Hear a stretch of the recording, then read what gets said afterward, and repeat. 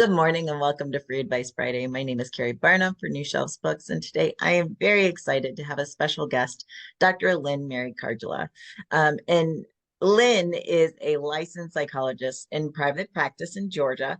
But in general, in addition to her general practice, she also specializes in training and extensive clinical experience in the treatment of trauma in all its forms, from the everyday to the extreme. Lynn has been a part of many trainings. She has been a university professor. And so she's just got this plethora of experience and knowledge that not only does she share with her clients, but she also does have two books out. And that's Healing Everyday Traumas and what's the other one, Lynn? Healing Everyday Traumas and Understanding trauma and dissociation. thank you. I just didn't want to have to say dissociation first because I'd get it wrong.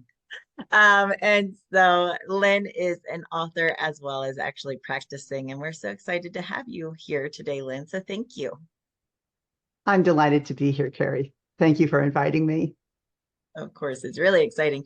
And when we were talking about how we may be able to help authors or how we might be able to use your expertise to really give back to authors, because that's really what Free Advice Friday is all about.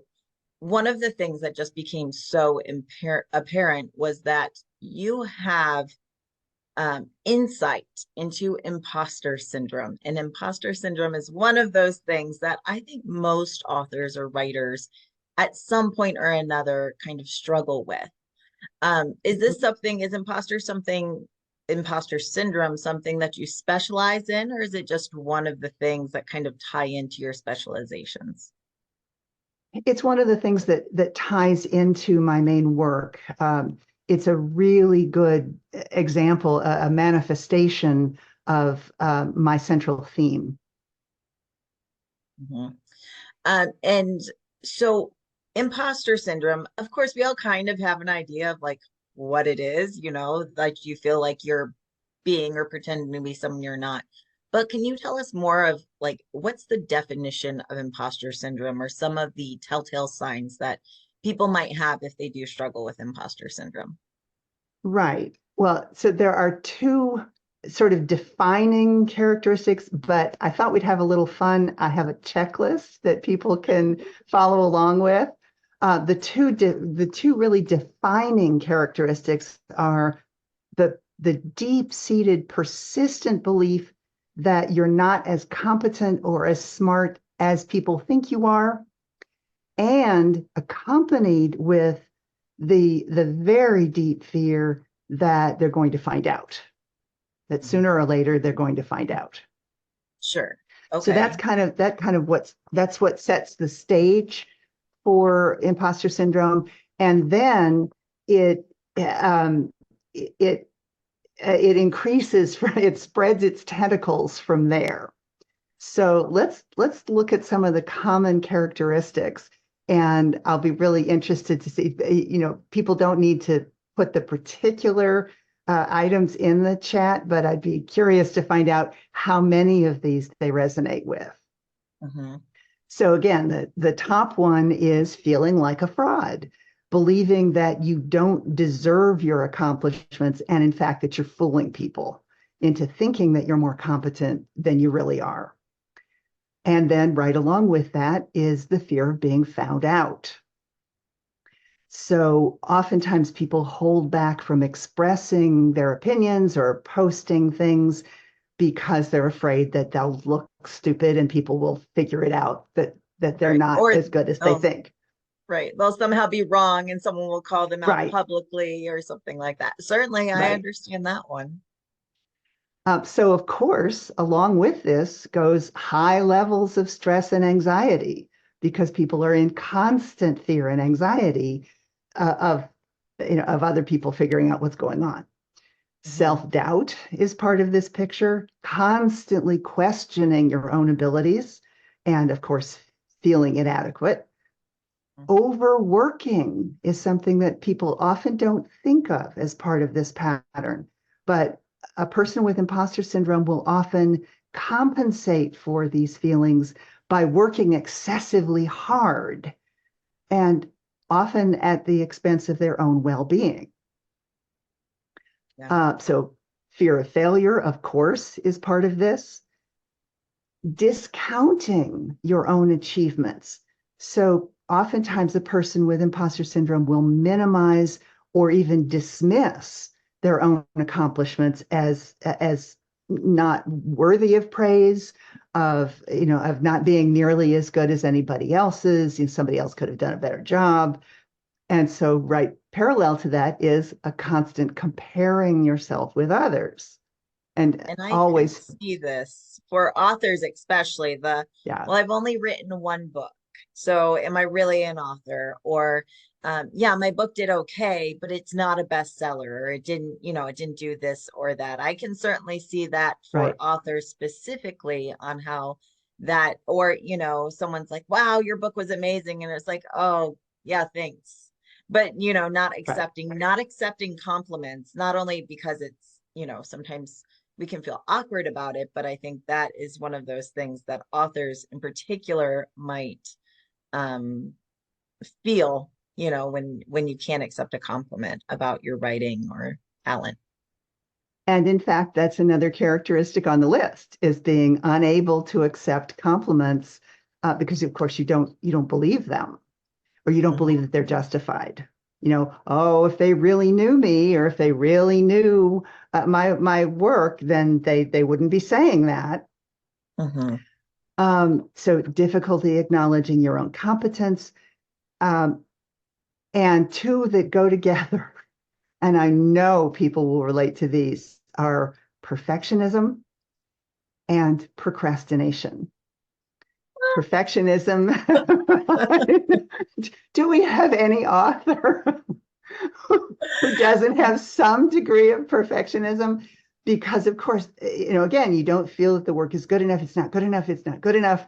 And so, and then procrastination cause the all of these fears cause you to put off tasks that you don't think you're going to succeed at. And in particular, and I can speak to this one, it took me 7 years from the time that I started writing my first book until I had the nerve to publish it. Oh, wow. 7 years. Well, and that's not uncommon. Right. The first book can often take, I'm working with several people right now who one person started it in high school and is now retired and has been rewriting the same book over and over. So I can see this. I can absolutely see this.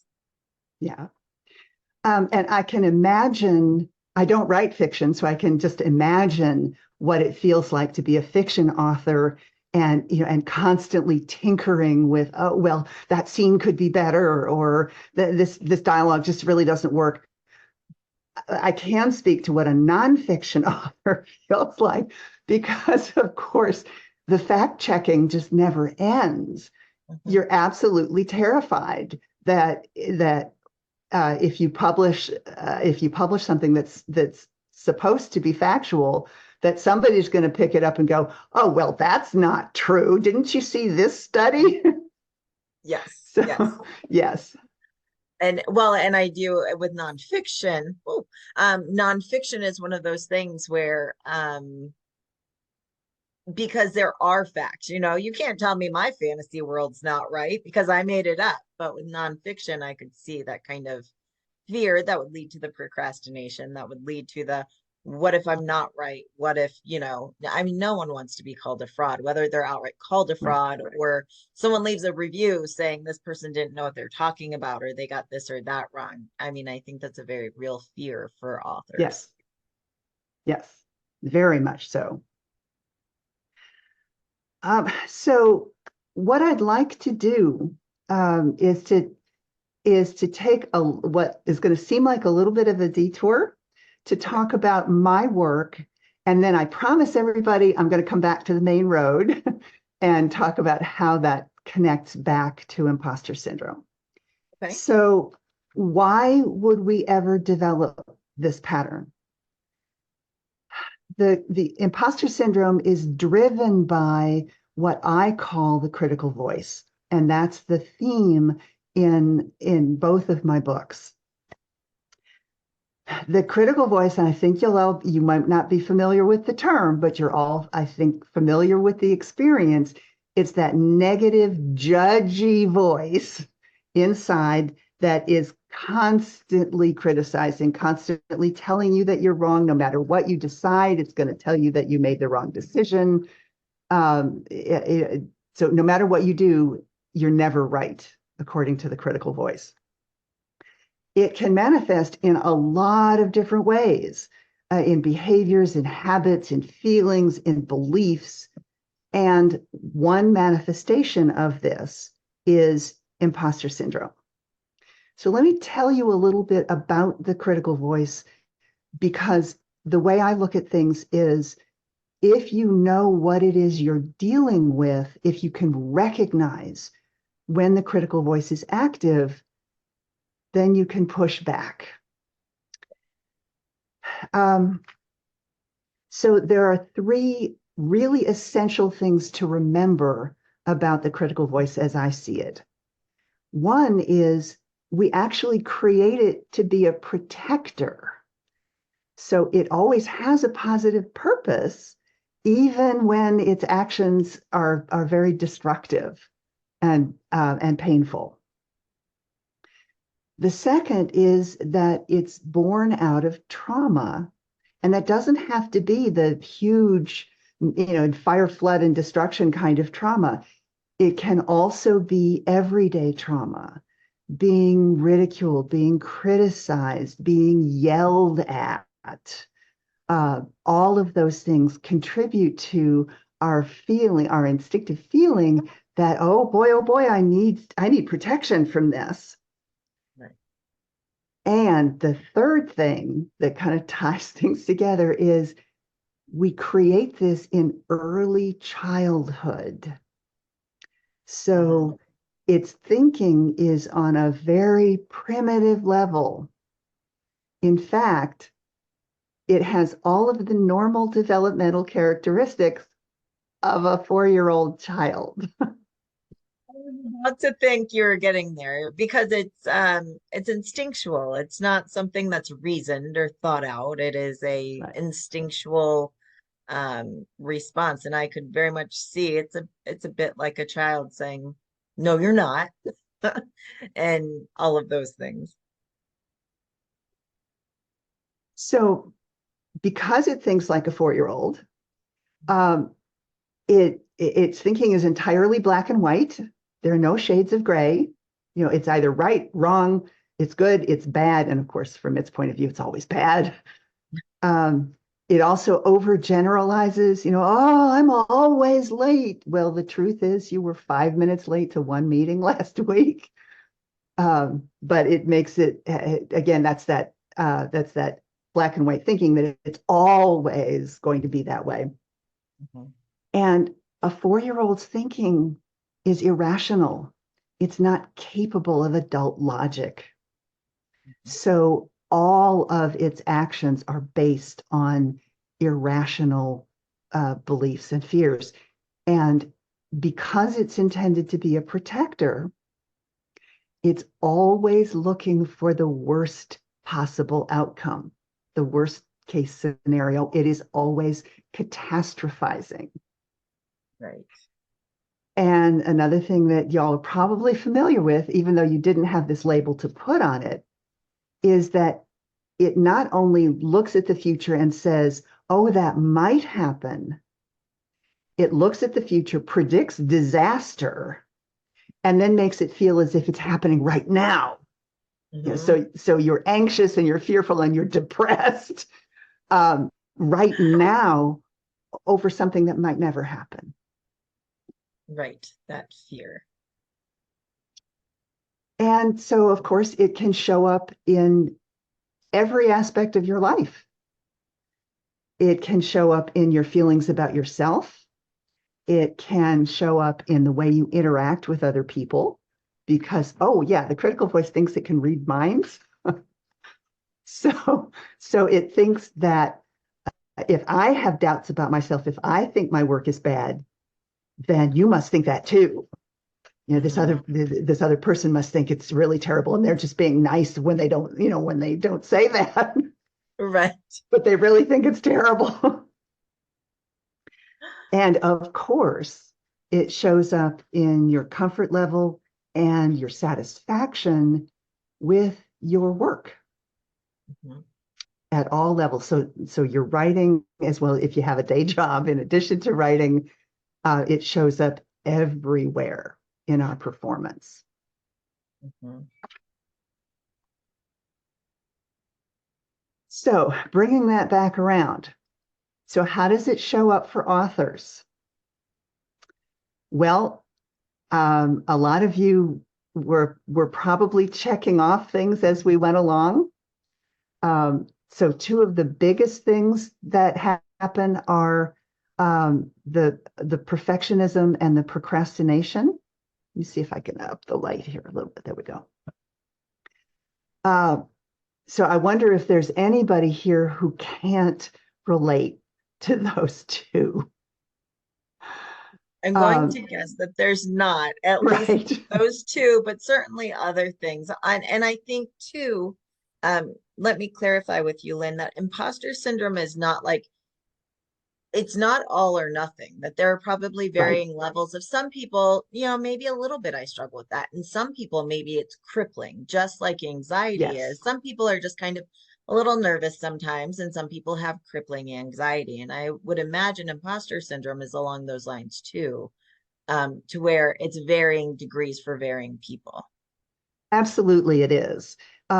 We would probably only attach the label. It's not an official diagnostic category, but we would probably attach the label at the point at which it becomes crippling or near crippling.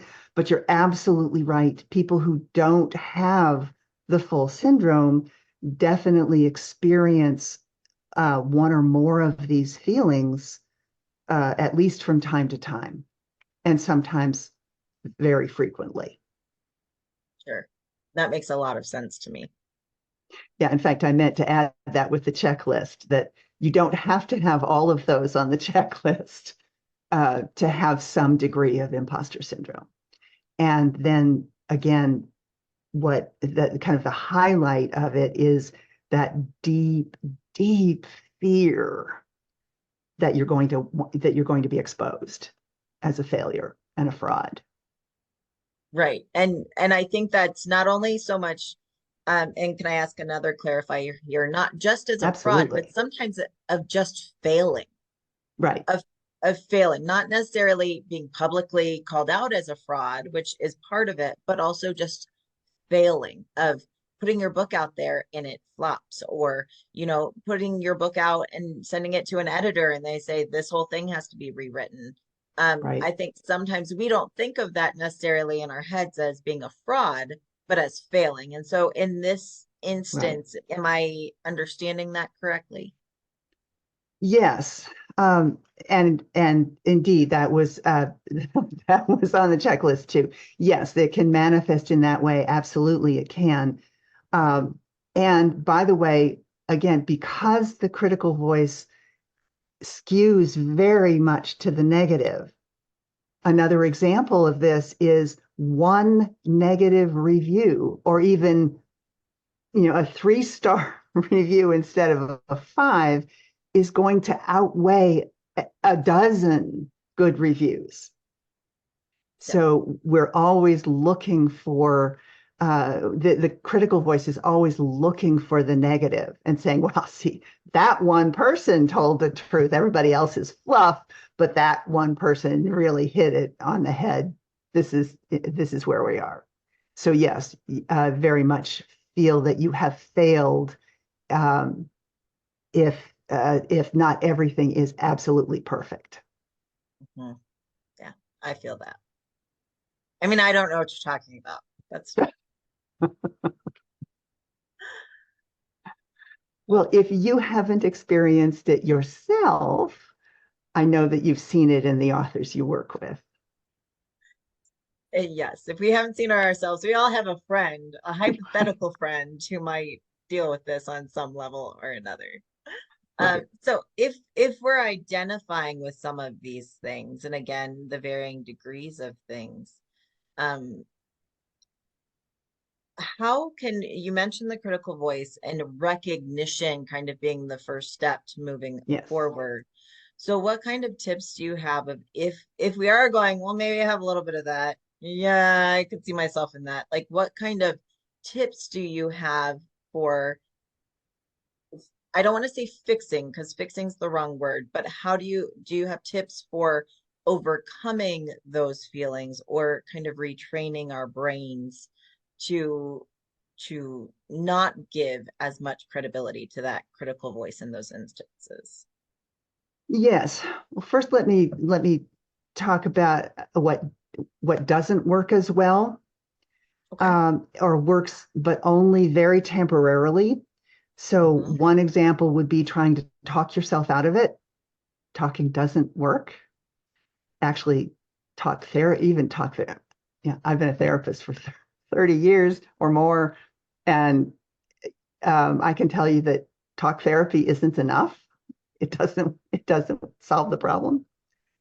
Trying to distract yourself, trying to push it aside and just barrel through, um, or giving in to the critical voice and berating or shaming yourself. Because, by the way, another little trick from the critical voice is that it will create the problem, like shame, and then it will beat you up for having the problem. So it will make you ashamed of having shame. So it can be multiple layers.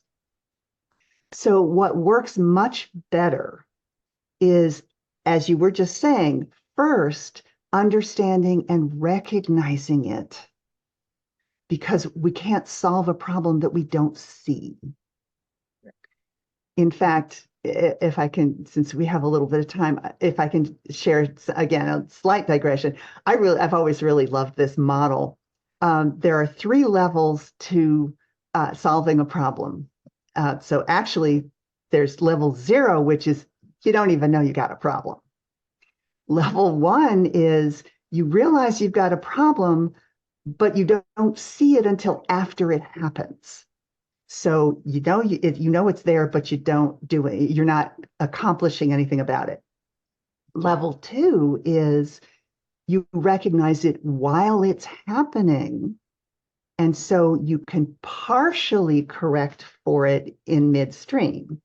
Mm-hmm.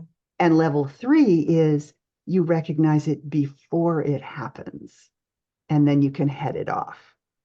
So being able to recognize the problem and not try to push it out of your awareness is a first major step to correcting it. Um, so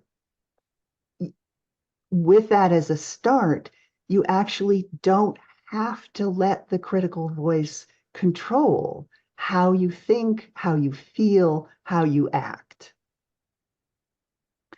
Now, I often think in terms of what I call two threads, the practical and the emotional. Keri has great practical solutions that she is always sharing with us, discussing, for example, how you can get objective feedback and discussions. So developmental editing, line editing, copy editing, fact checking. I think we just talked about that a week or two ago, all of the different ways that you can get a completely objective assessment Yeah. so that you can indeed correct things before your book hits print. Mm-hmm. So those are just practical things. On an emotional level, I find that what's most effective is to take a mind-body approach. And we're understanding more and more about how the brain works and how it solves problems. So and I mentioned a few minutes ago that my experience is that talk therapy isn't enough. It helps you manage, but it doesn't correct the problem. And the reason for that is that we think with the prefrontal cortex. So thinking, language, reasoning, All of that comes out of the prefrontal cortex. Hmm. But your emotions come out of the midbrain, the limbic system in the middle of the brain. So, in fact, if you're talking about a problem, you're in the wrong part of the brain. You're not, you can talk endlessly about it. And again, that helps you manage better, but it's not going to get at where the problem really resides. Hmm. So a mind-body approach is much, much more effective. So I thought we would, again, have some fun with doing an exercise or two. Just, just sort of, uh, these are not specific to imposter syndrome. In fact, they will help in other situations as well. Okay. So are we game for that? Look, I'm going to trust you, Lynn. I'll trust you here. Okay. And of course, people are certainly welcome to choose to not participate if they don't want to, but I promise there's nothing painful in any of this. Okay. So the first one is what we call the over energy correction. It's really great for centering, for calming, for clearing your mind, for letting go of anxiety and stress. So what you're going to do is, let me see if I can get back here. You're going to hold your hands straight out in front of you. Yes. You're going to put the backs of your hands together, Hmm. cross your right wrist over your left. Now lace your fingers, and now swing your hands up onto your chest. And notice that your left wrist is on top. So you're going to cross your ankles, putting your left ankle on top. Okay. And now we're going to add one more detail here. We are going to add a breathing exercise in addition. So I want you to breathe in through your nose, touching your tongue to the roof of your mouth behind your upper teeth, and breathe out through your mouth, touching the tongue behind your lower teeth. And we're going to sit like this for about a minute or so and just let yourself experience this.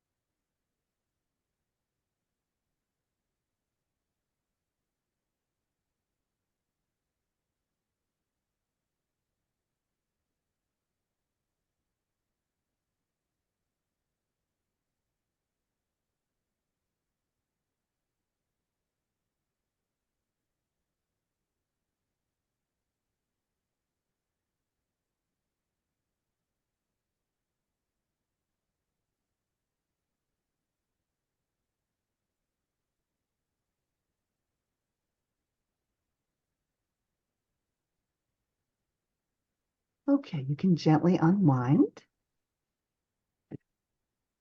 And Keri, did you feel, I don't want to put you on the spot, so don't feel you have to answer, but I wondered if you felt any difference from that. Now, we did it only for quite a short time. I mean, it is calming. It is kind of, and I have, as someone who has experience with anxiety and PTSD with those around me and some trauma in my past. I think that's one of those kind of those breathing techniques I've done before. I've never heard or seen the crossing of the arms. Is there something particular to the, not just the breathing, which I think many people are familiar with for calming ourselves, but is there something to the crossing of the hands and the feet? Yes, what you're doing is crossing over the midline. As basically, if we could cross the toes as well, we would do that. But you're crossing the midline of the body essentially as many times as is physically possible. And by the way, for those, if any of you have arthritis or something like that, you can just do it like this. Oh, If you can't intertwine your fingers. You can just do it like this, again, crossing over the midline. And what that does is to help to integrate the two sides of the brain. And when we integrate the brain, we're coming from a more relaxed space. I will also say that my practice now is a combination of modern scientific and psychological techniques and practices that come from ancient wisdom. So I practice techniques from a field called energy psychology, which use the meridians and the chakras, which are thought to be energy centers and energy pathways. So another thing that you're doing with this is by moving your tongue to the roof of your mouth and then to the floor of your mouth, you're actually connecting these two acupressure points. This point is the end point of the governing meridian, and this one is the end point of the central meridian. So you're actually integrating those as well. Wow. So even that breathing exercise has a reason. So in our way of looking at things in this field is you're not only balancing the brain, you are also balancing your energy field by crossing over. And it doesn't matter if you don't believe in any of that, because you'll find if you do it, that it likely will work. Now, again, we only did it for a very short time. Standard practice would be more like a minute and a half to 2 minutes. If you're inclined to be very anxious, there is no limit. There are no negative side effects to this technique. So you can do it as often as you like and hold it for as long as is comfortable. I once had a colleague who was dealing with a man who was extremely anxious, and he had a watch that he could set to ding the hour. Oh, And he had this guy set the watch to ding every hour and to sit in this position for 2 minutes every single waking hour. I mean, it makes sense. So, in the sense of, again, more specific to authors, and is this something that you would do if you recognize these thoughts, or you feel like you're about to be in a situation like, okay, I got my notes back from the editor. I'm going to use this practice before I open up that paper. Is that kind of how Before, yes. yes, yes. Don't So wait before, until you open it up and go. let's do that level 3 problem solving right there. Exactly, exactly. That's exactly where this fits, is to do this proactively. I would recommend that people do it every single day, preferably at least twice a day. We're talking 2 minutes twice a day. Sure. So that will help keep things calmer, but absolutely just before you're about to go into a meeting or you're about to open that communication from your editor or anything like that, to use this exercise to calm and center and remembering to breathe along with that. And by the way, another breathing technique that you can combine with that, it's very simple. It's called 4-3-7 breathing. There are lots of variations on this. Some people do 4-7-8. But I like 4-3-7 because you can remember 4 plus 3 is 7.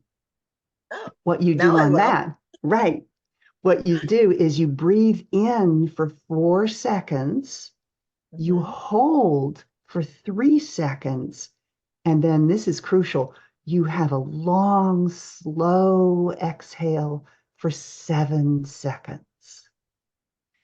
And what we know from the research is that it's that long, slow exhale that is the most important component for pulling you out of the fight flight reaction of the sympathetic nervous system and putting you into the relaxation response of the parasympathetic system.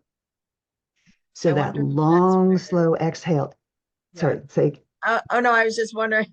I wonder if that's where like the whole idea of take a breath came yes, from. Is that that literally you just need to.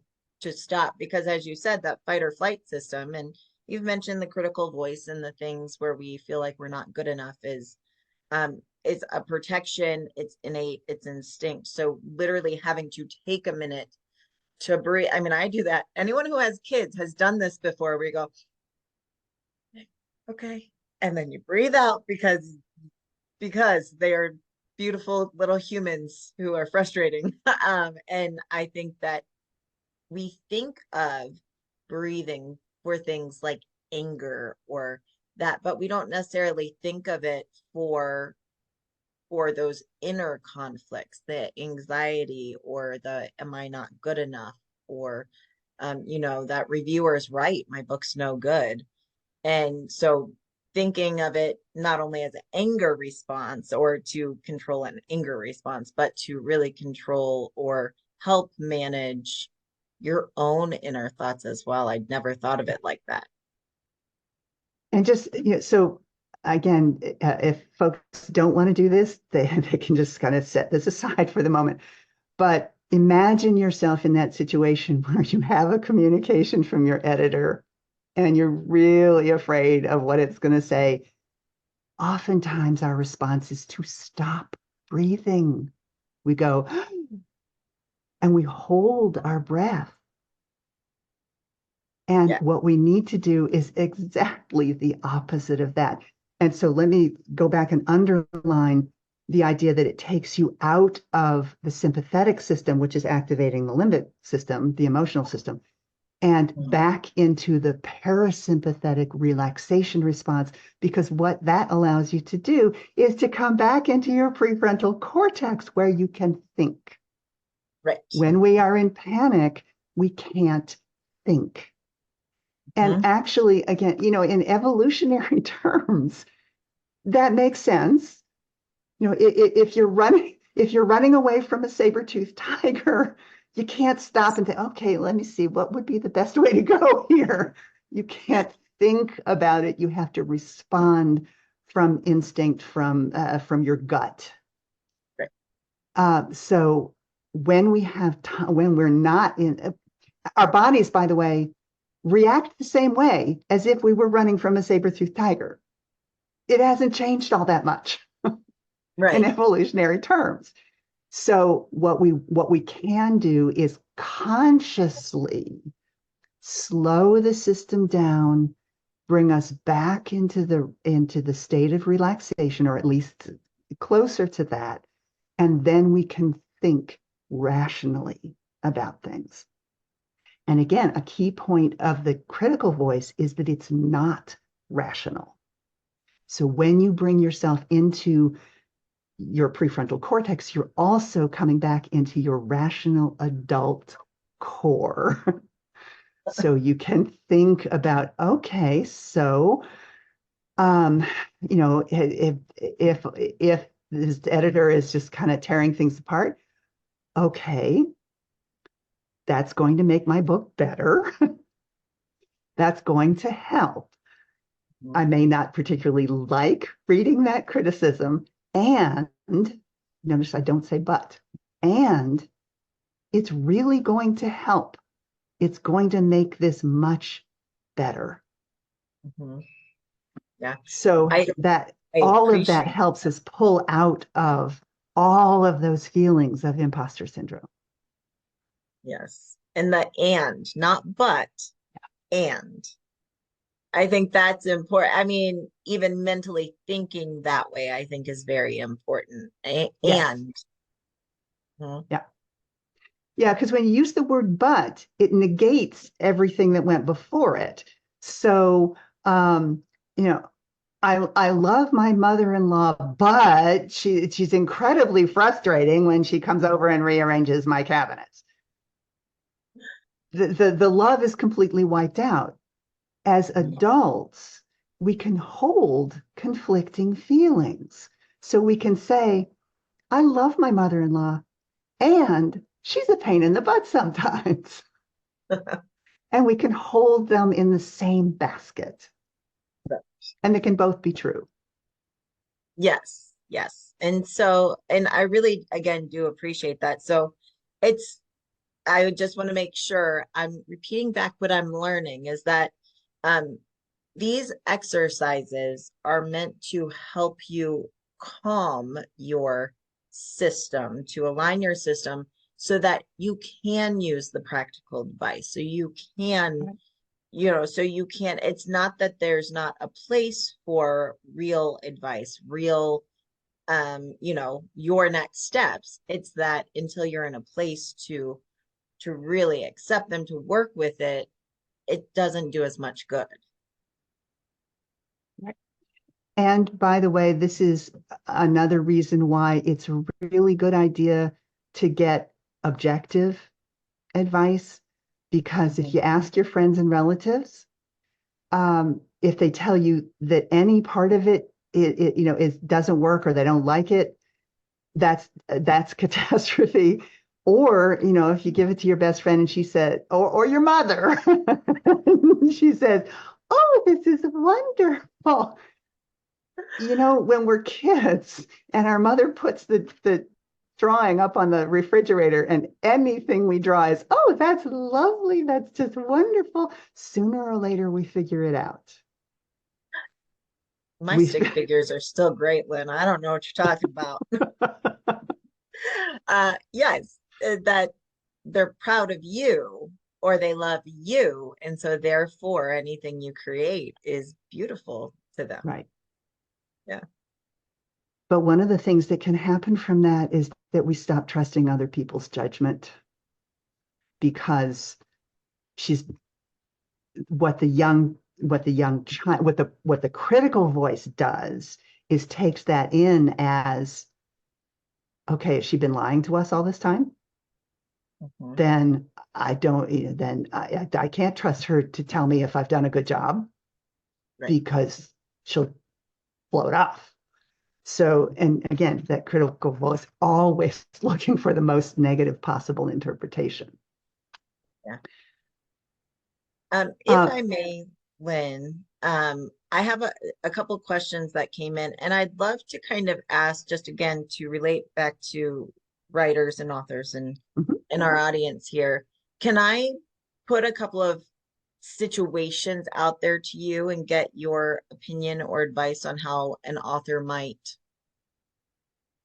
start to begin working on certain things? So for example, we have someone who's asking about your thoughts on authors who leverage ghostwriters and having imposter syndrome because the author's name is on the book, but the work was heavily developed by ghostwriters. So, well, the work was done by somebody else. It's not my success. It's your name on the book. So if I'm an author having these thoughts or feelings, what might you encourage me to do or, think? um, okay, that there can, as I'm thinking through that, I mean, there could be a number of ways that a person reacts to that. So one obvious one connecting with imposter syndrome is, I can't accept this success because it's not mine. Somebody else did this work and I'm being praised for it, but it's really not mine. Um, so that is one situation. And if I were working with someone like that, what I would do is encourage them to think back to when they made the decision to have a ghostwriter and why. Mhm. So is it that it's your story, and and doing the actual writing, putting the words together is not really your best thing? Mhm. So you're getting help, and it's still your story. The ghostwriter is only helping to shape the words. Mhm. So that's one way I would approach it, to see what it is you can be proud of in the work. So Right. What part even, is yeah, even if yours? you If didn't, you have, right, right, right, was it your business plan that while it was their that maybe even you gave them an outline and they wrote the story? Was it your business plan that made something successful? Did Right. you help employ ghostwriters who are very happy to write and get paid for it? So it's Mhm. kind of looking on to what you did do successfully, I think, and it rather than what you didn't do. Right. Yeah, actually, the example of a business model is a really good one. I'm thinking back to one of the ways I put myself through school was working as a staff assistant secretary. And one of the things I had to do, this is many, many years ago, is take technical manuals and translate them for the average person. Mhm. So I remember doing one on this will date me, Lotus 123. Because the manual was that thick and it was absolutely incomprehensible. Mhm. So I wrote a manual that started with turn the computer on. And it just in very simple terms explained this is how you add, this is how you subtract, this is how you that the fact that I wrote much better than the technical people did, or I explained it much better, didn't take one bit away from the genius of their design. It's just oftentimes tech people don't know how to explain things to the rest of us. Right. Yes. And so I love that. And so another kind of question slash scenario is someone who is looking at, I have an agent. My agent obviously has multiple clients, but my books aren't doing as well as their other authors. It's because I'm no good.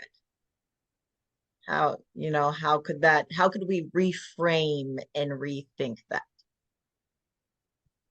Um, okay, so again, as I mentioned, I often think in terms of a practical thread and an emotional thread. The practical thread is your agent giving you short shrift? Is your agent paying more attention to his or her other clients than to you? Is there a reason why they're choosing to not promote your books as well? So that would be one thing. And I'm not saying that that's necessarily true. I'm Mhm. saying that that's one area to explore. Right. And then the other piece of it would be to speak frankly, again, do the over energy correction first, and then to speak frankly with your agent and bring that up and say, I notice that these books that you represent are doing better than mine. Can you give me an idea of why? Because it could be that you wrote a perfectly wonderful book in a niche that just isn't selling right now. Right. Or they So may it's have helpful advice like this person is marketing on social media every day. If you did this, I think your book could sell as well. So sometimes it's not that you failed, it's either circumstances that just happen or there are more things you could do. But just right, because you're not doing everything doesn't mean you failed. It just right. means there's more opportunity.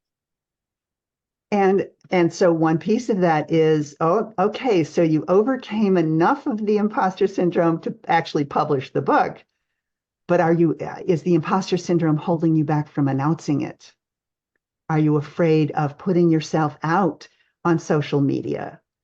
So the only people who are finding you are sort of random folks on Amazon, but you haven't told anybody in your on your email list or your X account or your Facebook account.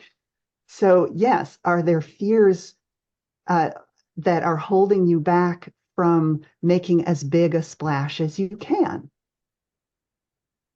I think that's important. And another question we have coming up is the idea of comparing yourself or ranking yourself. Is that ever healthy to kind of compare yourself? And if so, how can it be used positively? Or are there ways to help not rank or compare yourself to others? Um, frankly, I really don't think that it's ever helpful. Um, it may occasionally be helpful in the same kind of example that we were just talking about. It may be helpful to compare your, um, I even hesitate to say this, but your work, not in the sense of good or bad, but for example, on a much more practical level, this niche is selling, my niche isn't. Mhm. So so I'm looking at other books in my niche and finding that, yeah, in fact, we're all having pretty much the same problem. So that kind of practical comparison, yes. Um, and comparing anything that gets into comparing your worth and value to someone else is destructive. Yeah, I completely agree. Completely agree. So if I am feeling like I'm constantly comparing myself to others, in addition to these exercises to kind of to calm myself and think rationally, are there any like very practical tips of what we can do to take ourselves out of that? Well, we're getting close to time, so if it's okay, I'd like to mention Yeah. what my colleague and I have to offer. We're actually doing a free webinar Okay. specifically geared toward imposter syndrome. It's an hour, so obviously it's not going to solve all the problems, but we do include a couple of techniques. And you've had some foreshadowing of the webinar in what we've talked about today, but Yes. the webinar will cover somewhat more. And the webinar is also going to introduce our group coaching program, which again is going to be much, much more in depth. It's 7 sessions, a total of 13 hours, Oh, wow. focusing specifically on clearing imposter syndrome. So not just managing it, but actually clearing it. So one kind of thought I want to kind of put in at the end here is a lot of you may have noticed that affirmations don't work, or they work for a little bit, but they don't stick. And the Mhm. reason for that is that if you have a strong negative that's competing with a fairly weak positive, the negative is going to win out every time. So the solution is to clear the negative, and using the kinds of mind body techniques that we use in our method, you actually can permanently clear the feelings and beliefs that underlie not only imposter syndrome, but other areas of doubt and conflict in your life. Yeah. So that's fantastic because this really was the tip of the iceberg. You can only get into so much in an hour, but it's been so wonderful. And everything that you talked about, your webinar and everything, everyone can access through clearcreatetransform.com. Mhm. And that website is in the chat box for anyone here, but anyone watching the replay, you can do that. And there's so much great information there. So if you are an author finding yourself struggling with imposter syndrome, or maybe it has nothing to do with your writing, maybe it's just your life and anxiety and imposter syndrome overall, that's a really great resource. And we just appreciate you so much. If I can also add, you also put in chat on my website, karjala.com/courses is so if the webinar and the coaching program aren't, if it's just not the right time for those, you can sign up for my mailing list on karjala.com/courses, and you'll be notified of any other workshops and programs that come out. So I'd love to have you join the website. And Absolutely. and yes, all of this, if I leave you with one thought, it's that this can be cured. It can be fixed. I know psychologists aren't supposed to use the C word, but it actually can be fixed. And you don't have to carry this around for the rest of your life. And that's pretty incredible. So we'll leave on that. Lynn, thank you so much. Everyone, whether a course or connect with Lynn in some way. She also has her 2 books that are up everywhere books are sold, so you can check those out as well. Lynn, thank you for being here. We appreciate you. And for everyone else, we'll be back next Friday for normal Free Advice Friday, marketing advice and business of being an author. Thanks for being here and have a great weekend, everyone. Bye-bye. Thank you. Thank you so much for inviting me. Bye-bye.